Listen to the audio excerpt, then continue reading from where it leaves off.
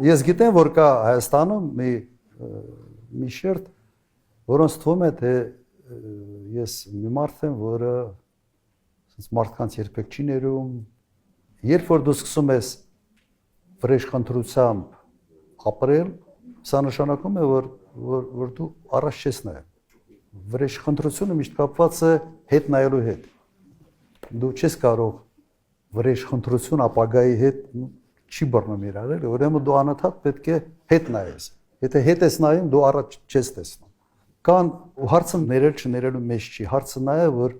դու չպետք է քո էներգիան ուղղես միայն դրան։ Այդ Գրաֆ Մոնտե Կրիստոն լավ ֆիլմ է։ Իսկապես նայվում է այդ ֆիլմը։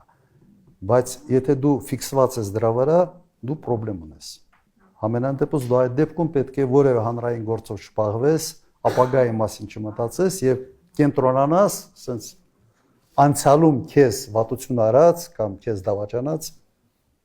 մարդկանց հետ հաշիվներ մաքրելու վրա։ Սա լավ բան չի, հատկապես երկրի առաջի դեմքի համար։ Մենք տեսնում ենք Նիկոլ Փաշինյանին, որի ամբողջ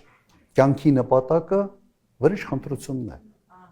Լավ տեղ չի բերում։ Ես նման դեպքերում ինչ եմ անում։ Ուղղակի ֆայլերից այդ մարդուն ջնջում եմ։ Ներել, չներելու արդեն հարց չի։ Ուղղակի քո ֆայլերից հանում ես, ասում ես, եղել է այս մարդը, օքեյ, թող իր կյանքով գործ չունեմ այդ մարդու հետ, մենք տարբեր ճանապարհներով ենք գնում։